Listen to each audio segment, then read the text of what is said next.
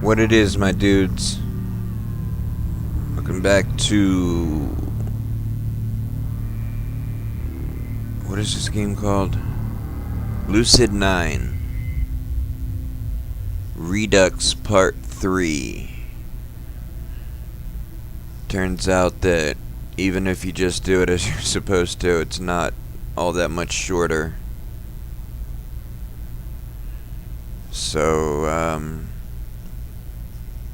So last time we went to kill the girl, and in doing so we snapped. So this was the time to attack Ryota. I can't just let things continue on. I need to act now. I pull the pipe over my shoulder with great deliberation, as if preparing myself to strike the girl again. By the way, this music starts every single time you pick to attack Ryota. When it fails, a moment passes. Then I fling my pipe around me, straight over the girl's head, and right toward Ryota. Surprisingly, he's caught off guard and barely raises his pipe in time. The force of my blow crashes right against his weapon, driving into his shoulder. He grunts with pain, but I feel no bones give way. Nothing that could give me an advantage. Fear spikes through me, but I refuse to freeze. I continue my assault, swinging my pipe with relentless desperation. High, low, middle, anything. But with the shock of the initial assault worn off, Ryota's an iron wall. He seems to know where my blows will strike before I swing them. No, I have to hit him, I have to, or he'll take revenge. I lunge forward, putting all of my strength into the next swing. Ryota doesn't sidestep, he doesn't duck. He only broadens his stance and holds his pipe on both ends, driving it upwards to meet my blow. The impact shatters up my arms until my shoulders feel numb. I yell in pain, dropping the pipe on instinct. He immediately seizes that moment to bring his own pipe crashing down, right on my leg. Pain, nothing but pain. White as a sheet in my mind, washing everything out. Ryota's voice bleeds quietly through the agony, low and mocking. Now, child, that is not how you treat your elders. You really ought to have better manners. But suddenly I catch a blur of orange from the corner of my eye, and Ryota hisses through his teeth. In the midst of the commotion, Rui's crept beneath the desk and sidled my pipe into her own grasp. I hate the word sidled. Into her own grasp. A pipe that she just slammed into Ryota's knife arm. The knife tumbles out of Ryota's grasp and skitters across the floor as he stumbles to the ground from the impact. Rui doesn't let up. She swings the pipe again, straight into Ryota's neck. He emits a choked screech, but when he turns in her direction, his pipe soars with uncanny precision.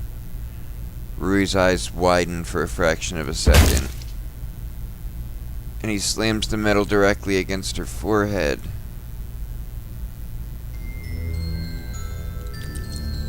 I hear the bones of her skull crumple at the force of impact.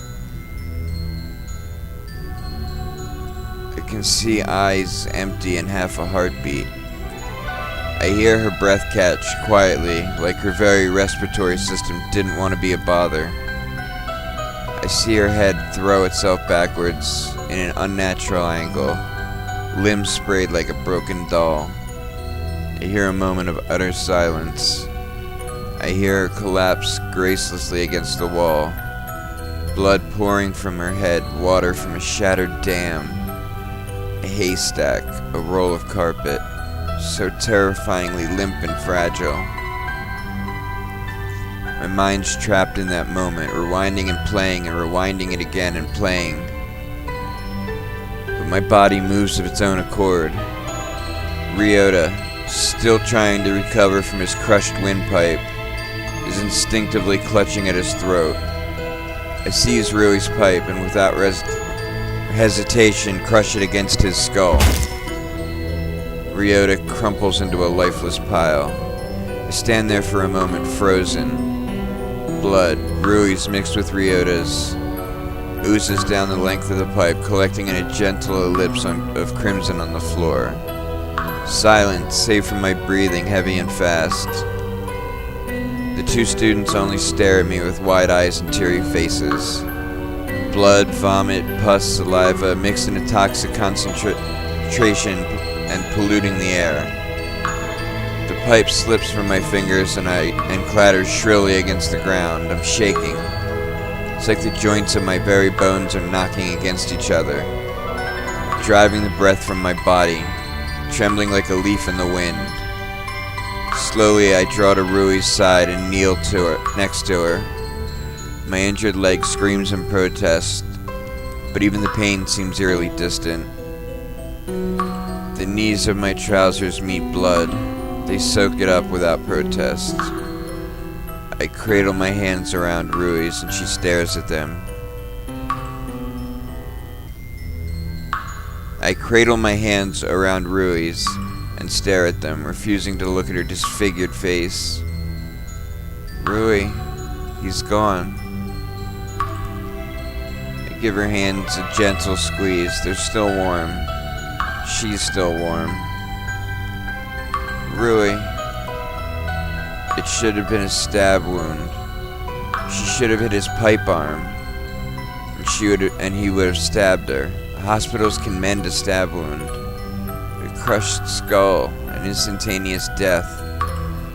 Hey, I was supposed to tell you something. You can't leave me while I'm still talking. She's still and silent. Fatal blows aren't supposed to be so quick. It's supposed to be at least a moment, a grace period to share a single word, a look, a touch. I'm sorry, I would have said. It's okay, she would have said.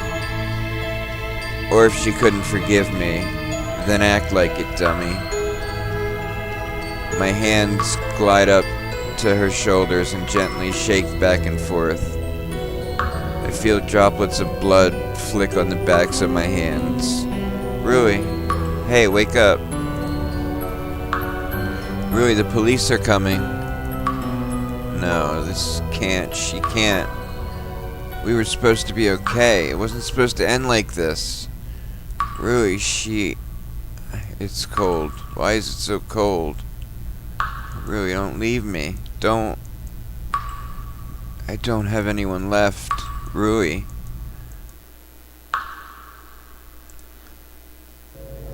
Alright, I guess you do have to use the stall feature. You know what? Since we saw 2 of the bad endings, it gives you enough of an idea. I think I'm gonna let these 3 redux pieces just replace the 4-hour-long one. Alright, so we didn't stall enough the first time.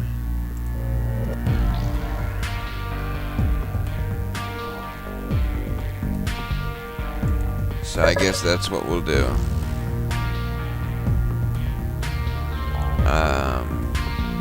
Gonna skip through quite a bit of it though.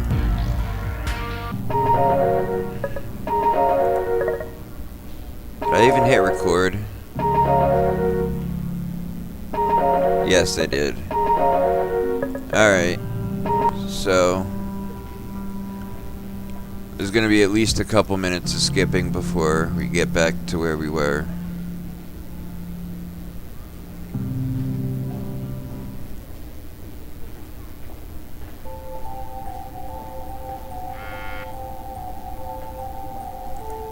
Now, you know what?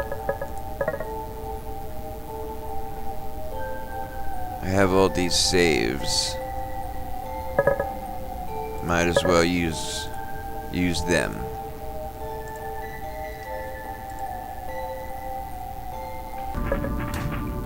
Okay. So this is back to here. So I'm gonna skip everything except for the bits of dialogue after we try skipping or stalling.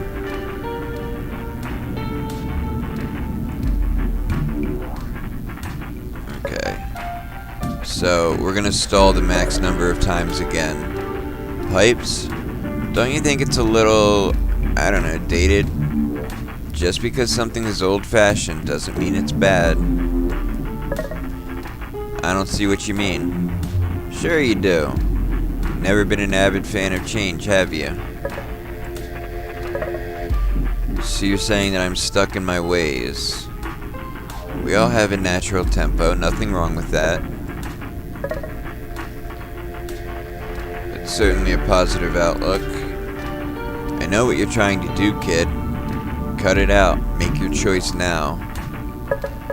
So if we stall again, it goes through that same exact line where I swing on him and he blocks it and it kind of drives it into his shoulder but doesn't hurt. And then we go at it. I don't know. Alright, hitting the girl. Go with the flow. Glad fast forwarding it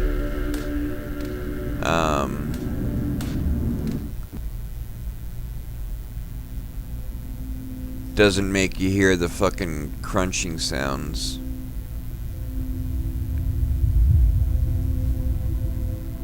Man, this was a lot of talking. Wait. Wow, that was a lot between the first and second. I can't keep hitting her. It's a pity that life doesn't change, whether you can or can't do something. Why? Did that happen to you? Oh, are we having a little heart-to-heart? Something must have happened. Something that turned you pretty bitter. You'd love it if that were true, wouldn't you? Hurry up, clock's ticking, boy. So now we have to hit because one more. Like once he mentioned something about time and stop stalling. If you stall again, it goes for the bad ending. I think these next two choices were a bit closer together. Doop doop doop doop doop doop. This is where we have our cool, like, tearing him apart and calling him a shitty bad guy. Like, he's not good at being a bad guy. Because you're not. There's no. You're attacking weak, helpless, defenseless people rather than something more worthy of a trophy or something. I don't know. So, you don't like to rush. I know your little tricks, boy, and I'm not in the mood to entertain them. Wait, really? We only get one? Alright.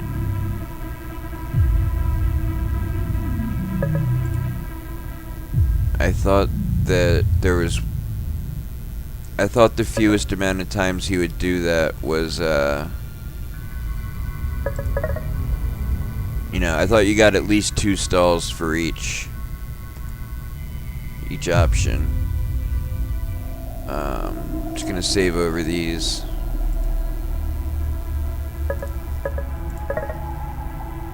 Okay, so let's see if we can get that one more stall. Nope. Tried my patience too long.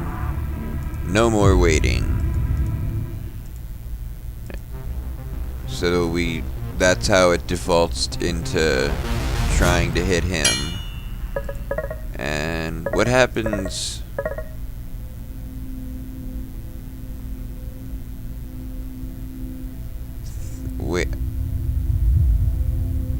tosses violently, throwing herself into the wall in an attempt to loosen her restraints. But she's not tied up. Oh shit. What if this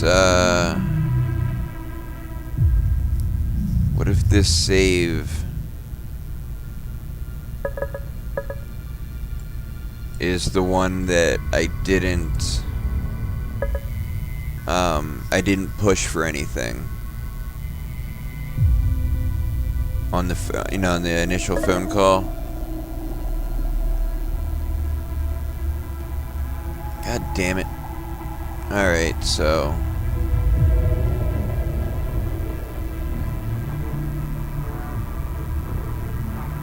I guess we'll start from here. Eject. There's one more thing. Say kid, I don't know if you're stalling for time, but there's only so much garbage I'm willing to put up with. Haven't your parents taught you what happens when you're greedy? You lose everything. His voice is cold as steel, turning my palms sweaty. Get the terrible feeling that I just made a mistake. Rui staying out. Okay, so I had already rejected the terms twice. So now we have Rui, and she'll be untied.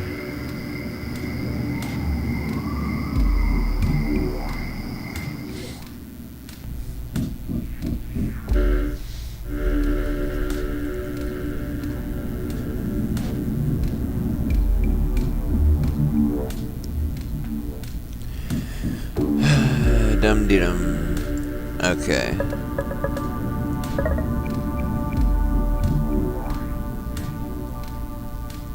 So we'll save that here. This time as having been done the right way.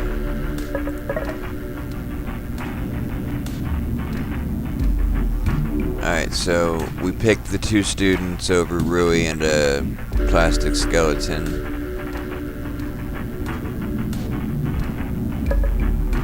Stall. Stall. Whoops. Nothing wrong with their natural tempo. You know what you're trying to do.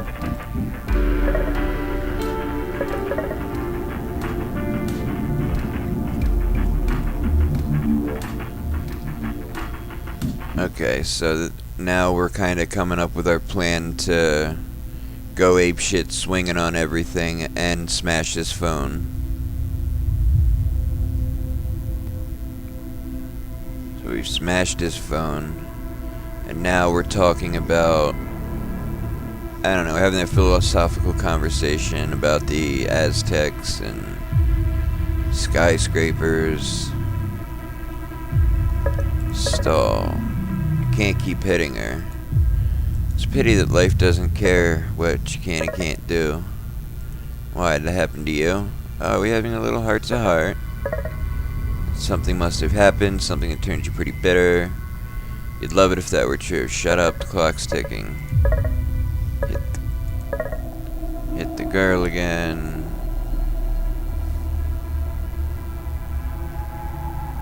Talking about the Ikaris and what his motives might be. And now we're laughing and like having that, damn it, assault, verbal assault, where we're telling him that he's like he's the little bitch of a villain because he only picks on weak, defenseless people, and that he's being controlled by somebody. So, you don't like to rush. I know your little tricks, boy, and I'm not in the mood to entertain them. Grip the pipe, arms shaking as I raise it over my shoulder. But aren't you stuck here forever? This fight, isn't it getting too tired? Aren't you exhausted? Okay.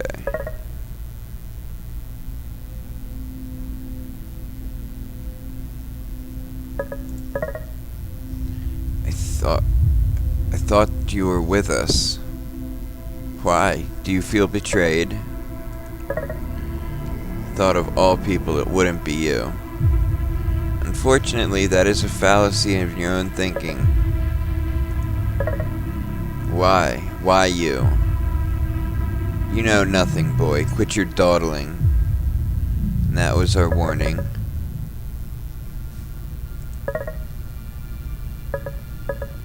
Raise the pipe, but my grip falters as my eyes turn to the girl. She no longer has hate in her gaze. She doesn't even have the slightest hint of anguish. Everything's just empty. I whisper it again, the trivial excuse that does nothing to help the situation. I'm sorry. She replies, I know. And I swing. Alright, skip to the next choice, which I believe is the last one. Yup. Alright, so we're also going to save this one in case I manage to fuck it up again.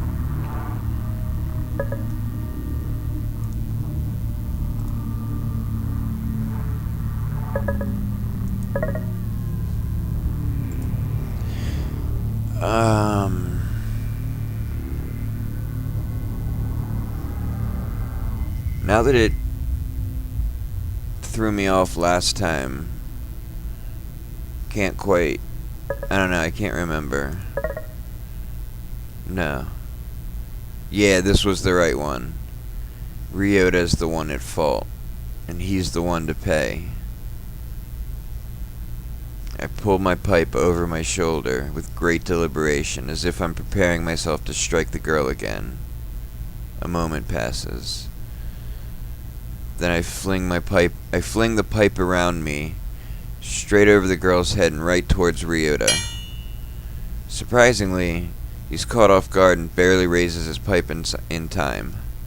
The force of my blow crashes right against his weapon, driving into his shoulder. He grunts with pain, but no bones give way. Nothing that could give me an advantage. Fear strikes. This is the same exact dialogue you get through any of the other times you try to hit him. The only difference is that music isn't playing. Fear spikes through me, but I refuse to freeze.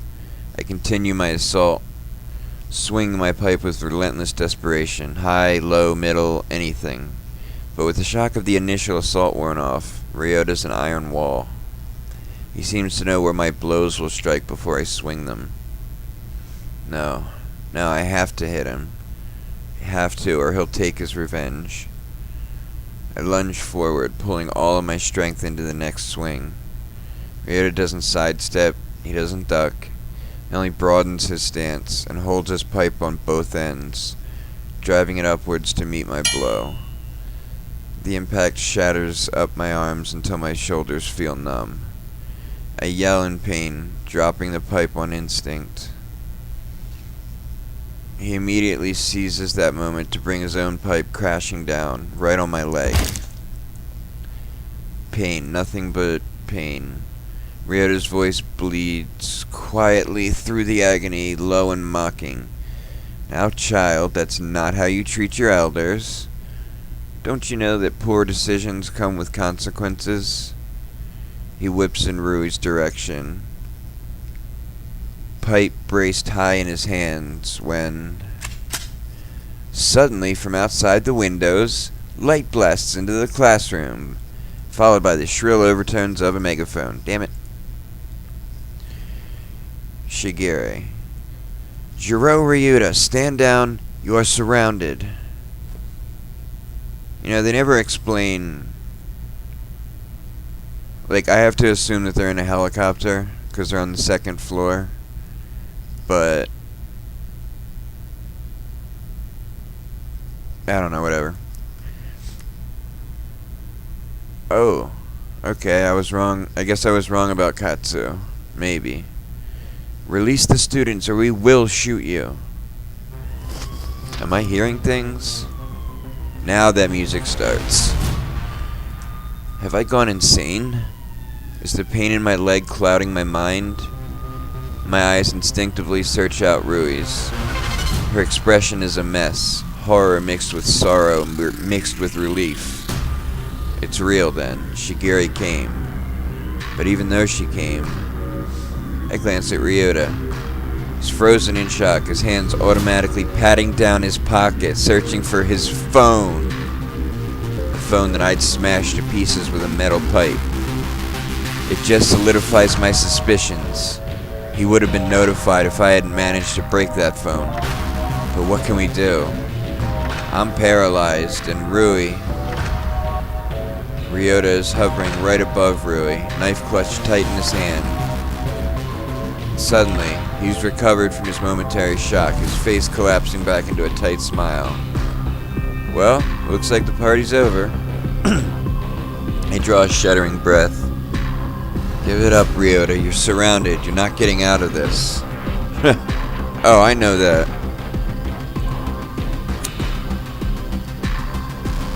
And put down the knife. Oh, kid, can't you already tell? A feeling of dread instantly starts creeping in, like my bones are being frosted over. Tell what? I care nothing about punishment, nor do I fear death.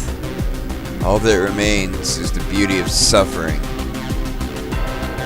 Ryota, this is not a warning we will repeat. The fools.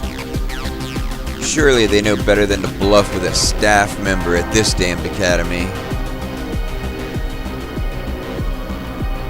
Bluff. Simply put, if they wish to hit me, they must mow down the entire classroom. The windows are tinted from outsiders. They are blind as bats. Shouldn't you at least be standing away from the window? Or I guess he has so much confidence. No, how can that be true? I saw Rui. When I was outside the academy, I could see her through the window. And the police, they have infrared goggles, some kind of special vision that can help them aim. You're lying.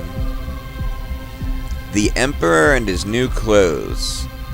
All the fools would believe that they could see that which did not exist. Only one lonely soul, a mere child, showed them the true path. He released another bout of unhinged laughter. I unconsciously dragged myself backwards, ignoring the pounding ache in my leg. Is this just another step in his delusions? Seems to be spiraling down into an even deeper and darker hole. Come here, my lovelies. You are the last entertainment I will reap from this world. He wants suffering. He wants me to suffer. The primary target of his choice is obvious. He turns to Rui, a flicker of madness in his eye, as if the appearance of the police was the last switch to his sanity. Ryota! We will fire in 5. Ryota pounces with uncanny agility over the desk, flinging his pipe in Rui's direction as he draws his knife in the other hand. Rui throws herself to the side, but she crashes into another desk, sending wood splintering into her arms. 1. Fire now! Now! I hear the rattle of gunfire, but the spray of bullets washes across the window, embedded like knives in a wooden table. Spiderweb cracks cover the windows, but not one penetrates. Bulletproof. That's what Ryota meant. Bulletproof? How is this not in the files? Someone tell me how this wasn't in the files. I don't know. Maybe your mole has something to do with it. Snipers. Perpetrators moving too quickly. RPGs, now. Enomoto, there's a chance that'll kill the students. They're already dying. Fire those weapons now. Ryota ignores the police outside. Ryota ignores the outside commotion and tackles Rui against the wall. I hear the dull thump of her head slamming into the plaster. Enough of this squirming. Ryota's grip tightens on his knife. He raises his hand. In one fluid motion, without hesitation, he pins one arm over her head, then drives the knife forward, straight towards her wrist. I throw myself forward, but my leg screams in protest, helpless again. Oh yes, what a lovely color. He drags a finger along Rui's forearm, smearing blood against his palm, and licks at it with a look of utter bliss. My vision shuffles in front of my eyes as the ache in my leg spreads to my head. You, dear child, shall be my piece de resistance. With his heel grinding into my other hand, he reaches into his pocket and pulls out something that expands like a butterfly's wings. A cold gray switchblade. No, Ryota, don't! He only smiles wider in response, leaning closer until the switchblade hovers right below her cheekbone. Your face, dear Rui, is so very lovely. It shall serve as an excellent base. No. No, please.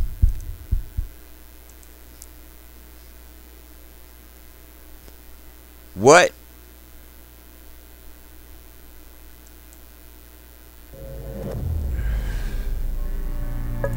The fuck am I doing wrong? Wow, it's early, or it's late. I guess... What the fuck did I do wrong? Killed the girl, but I falter. I stand stiffly, the pipe frozen in my hands. Should I just hit her without a killing blow and let the game continue? I can't kill her just to take the easy way out, but I don't think I could keep sustaining my sanity. It would be easy. Everything would be over. You don't need to bear this burden. This is what my mind's whispering to me, but I don't know whether to trust it or not. If I could see the ending, I would know. If we somehow end up getting out of this, then wouldn't she be glad to be alive, even with those injuries, because at least she has a second chance at life? This pain, this suffering, it'll hurt and it'll scar. But maybe she could find her dream career and marry a wonderful husband, something that just makes life worth living worthwhile. But if we don't get out of this, if the only thing that's in store for us is an agonizing death, against which we're fighting in futility, it would have been better if I just killed her in the first stroke. How can I make that judgment? How can I possibly predict that burden? Can I really choose to end someone's life with my own hands? I can't see the ending. I don't understand fate. I wish I could know the answer, but there's nothing for me. No one can see the future. If you dawdle any longer, kid, Rui gets the short end of the stick. Or the pipe, however you prefer to say it. No more time, no more chances.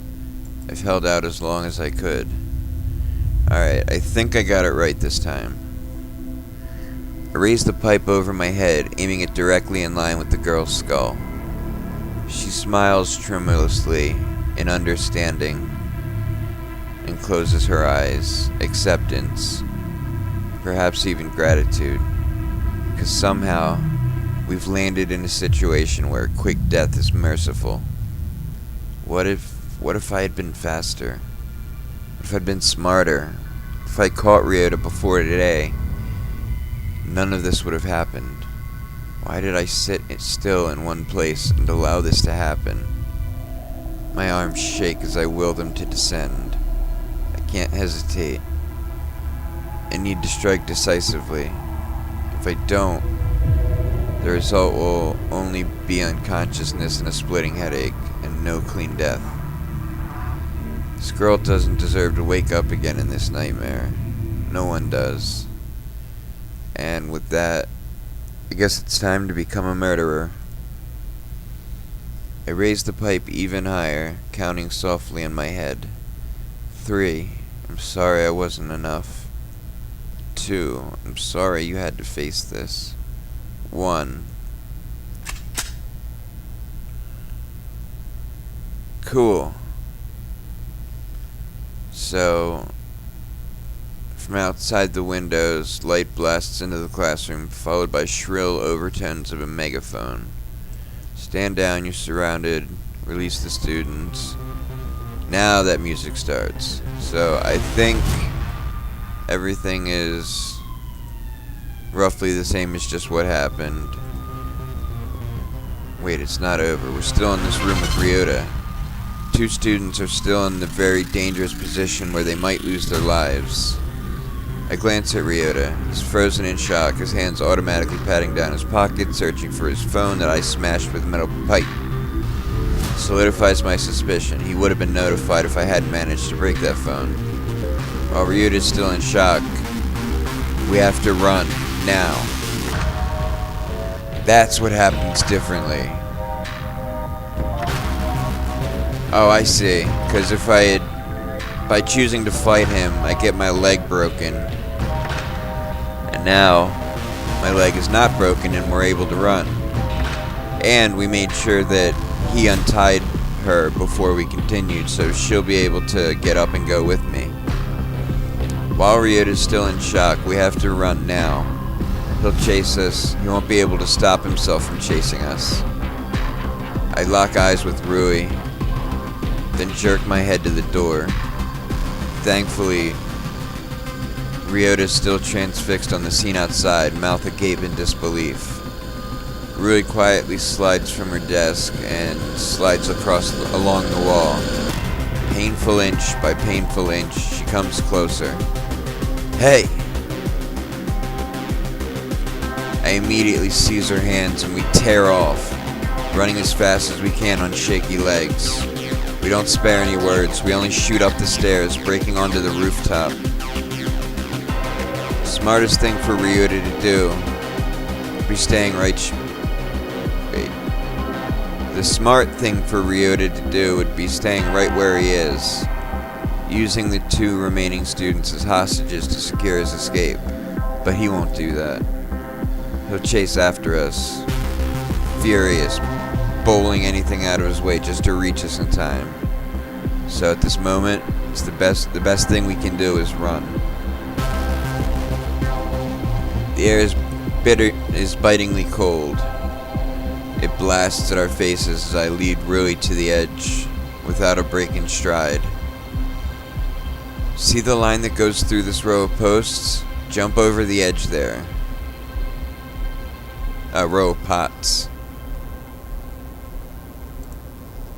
What? Jump! To her credit, she does, leaping over the low railing of the rooftop and plummeting to the ground below. Except, it's not the ground but the school pool.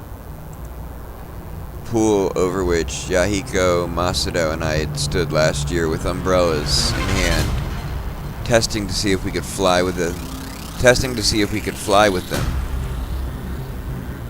I had hated Yahiko for weeks after that moment. Never thought I would have been grateful to have joined him. Rui lands safely with a splash and scrambles to the side as fast as she can. I force myself to wait a few agonizing moments for her to swim out of the way, then vault over the edge and... Oh no you don't. An overpowering hand snatches my collar and yanks me back, crushing my windpipe against my jacket. I'm slammed against the ground of the rooftop, flat on my back. Ryota stands over me, knife loosely handled between his fingers, toying with the edge of my collar, with the tip of his blade. His entire face is saturated in a terrifying mix of fury and ecstasy. Something that sends chills down my spine. Cute. Really, boy, that was quite cute. He lifts me up and presses me against the railing, setting the flat edge of his blade against my cheek. No, it can't end this way.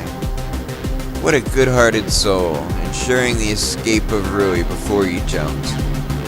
Someone like you needs a reward. He abruptly turns the knife until the edge rests slightly on my cheekbone. I flinch instinctively, which only broadens his grin. If you want to beg, boy, now would be the time to do it. Like a rat sprinting through a maze, searching for its only chance at exiting, my mind races for a solution, something, anything.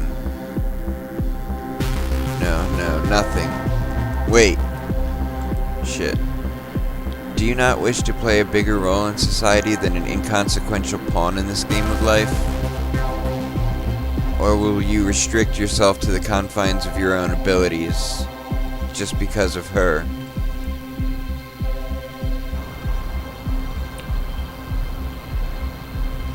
My one last chance is this, being vaguely specific. I look Ryota square in the eye, willing my voice to be steady with every last bit of my strength. She was disappointed in you, wasn't she? The result is immediate. Ryota's grin drops. The grip of his knife loosens just slightly. His eyes turn completely blank, unseeing. I know for certain that in his mind he's recalling a dark moment, a terrifying moment, memory. Something locked away that he'd never let himself know, let alone a stranger. Remembering tears of regret, a whispered phrase, words that have haunted nightmares every day since they were uttered. I don't allow myself to dwell on the thought. Before I get a grasp on what I'm doing, I'm already seizing the handle of Ryota's knife and turning the blade, shoving it with more force than I'd ever exerted in my life, driving the tip right through his abdomen. His body jerks like a rag doll, but not a word passes his lips. The only sound I hear is the squelch of tissue and organs against metal. For a moment, there's silence, broken only by the distant flare of police sirens. His grip loosens and his weight falls on my shoulder, driving my arm painfully against the railing. A ragged whisper drifts to my ears. Such is our lot, Yama Ishimoto. We are a disappointment. Then, with sudden strength, he grips my shoulders and tumbles over the railing, pulling me with him. My stomach lurches at the terrifying grasp of gravity as we plummet to the school pool below. Falling from the school roof, seized by a serial killer. This is what my existence has been. One struggle for life after another. A constant misstep. A wandering in the wrong direction. Now left with two innocent teenagers, broken and bleeding. Their minds irreparable, even if their bodies are not. A man, once intelligent, once admirable, now driven mad, a knife fixed in his stomach. A clean and polished school, ruined forever by a legacy of violence. And who knows how many lives shattered. The air tears at my face and clothes, screaming past my ears. Ryota's blood flies from his wound, coating the front of my jacket. Oh, that's right. I stabbed someone. We crash into the pool with stinging force. Tendrils of blood disperse into the chlorinated water like spider's silk. Ryota's iron grip on my shoulders loosen at the impact, bubbles gurgling from his lips, brushing past my face as they pop to the surface.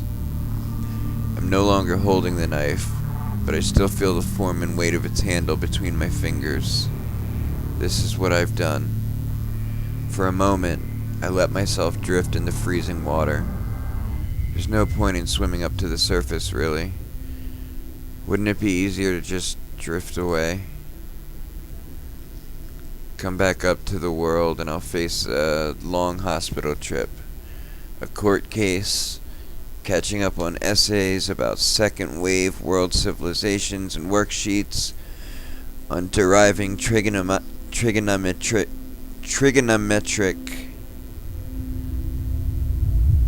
theorems, take the exams, go to some university, major in something or other, get a white-collar job, marry, have kids, die. After all this after trashing another human being's system to a pulp. Someone who might not recover physically and who will never recover emotionally. Is there even a point? Existential nihilism. The belief that there's no meaning, no value, nothing to life. I vaguely remember being terrified of the notion when I'd first heard about it in class. That is certainly something many people, maybe everyone who gives up religion goes through.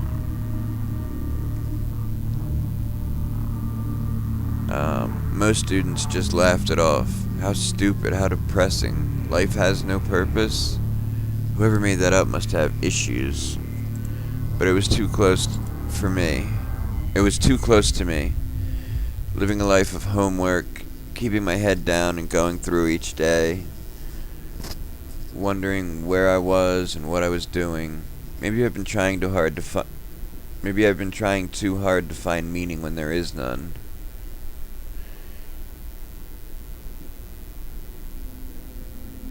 There's no objective meaning to life. It's subjective. It's what you make of it. It's what matters to you, the individual. Maybe I've been desperately grasping for straws to find some kind of significance in an inconsequential existence. From a strictly technical point of view, this is not the time to be thinking philosophical thoughts. Being at the bottom of a pool just an arm's reach away from a serial killer, probably with only 30 seconds left before I run out of breath and start drowning. Any sensible person will leave the Socrates session for another day and wait until all basic needs are met first.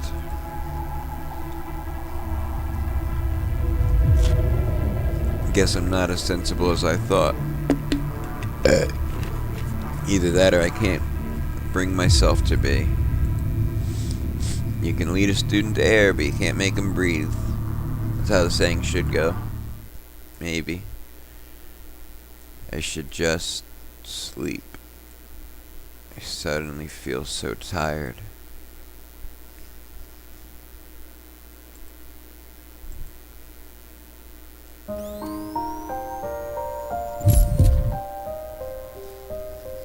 I think I've been here before.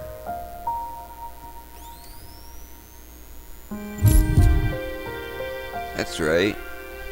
This is a familiar road. There's a sign at an intersection, I think. It's rickety and rusted, worn from use. There's no words on it, just two arrows. One pointing forward, one pointing backward. I'd just like to stay here. A fork in the road is such a dangerous thing. Left, right, a one-time decision. And if it turns out that you run into an obstacle, you find yourself wishing you could have made the other choice, then don't you start overthinking everything?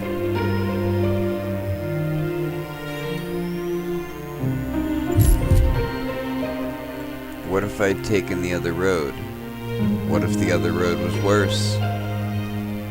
What if there was another road, if only I'd looked harder? What if I hadn't taken a road at all? What if I'd gone backwards?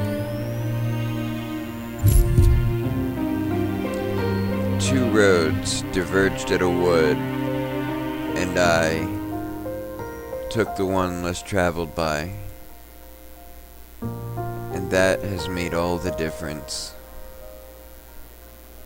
A poem written by Robert Frost. Originally intended to be a simple teasing joke, a hint of playful satire at indecision. But people saw it as something else. Even though they weren't poets, they started adding their own kinds of verses to the composition. Independence, individualism, science, discovery, curiosity, free will, and the human condition. Poor Robert Frost. Suddenly, he had written an entirely different poem, without even touching his pen. Two roads diverged in a wood, and I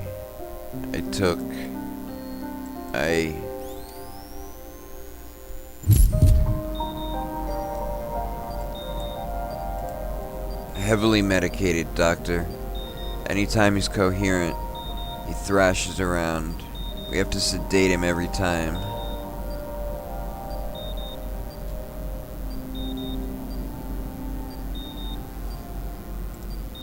How long? 2 weeks. Record? Here, sir. I assume that when he screams for her, he's referring to the other patient? We think so, sir. But she's still recovering with therapy. We haven't been able to get her in here. What's her progress? She started speaking again after her parents came with the photo album. We're also hoping that the daily fresh air will help her walk. How about her arm? Psychosomatic, like her legs. We'll be monitoring it over therapy. Good. She'll likely be our fastest ticket to his recovery. But it might be a while before Miss Hayata is able to... Rui? Oh, Mr. Ishimoto, are you awake? Can you see me? Rui. Mr. Ishimoto, can you tell me, where's Rui? Where did you take her? She's supposed to be here, safe. Hold him down. Show me Rui. I want to see her with my own two eyes. Diazepam, which is Valium. Give her back. Give her.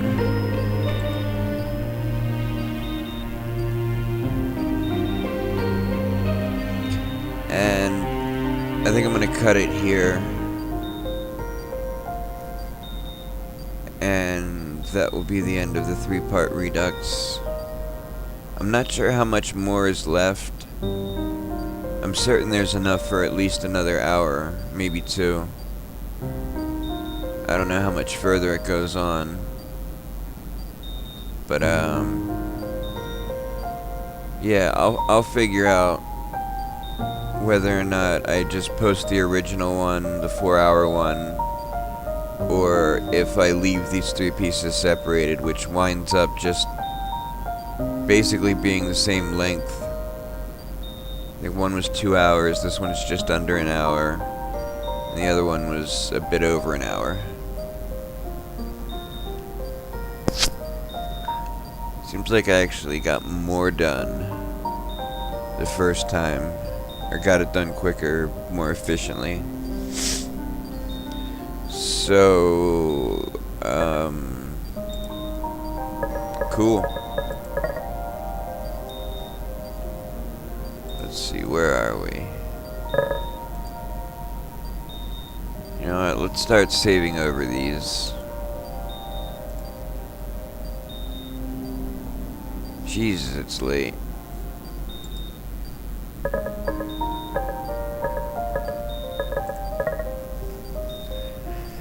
Well, until the next part.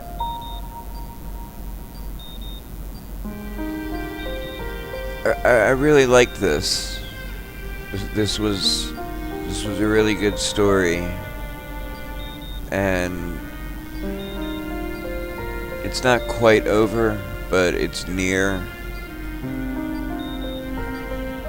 I don't know, I'll say something more at the actual end. And then I'll go back achievement hunting, and I'll do like a bonus episode for that. Until we meet again, peace.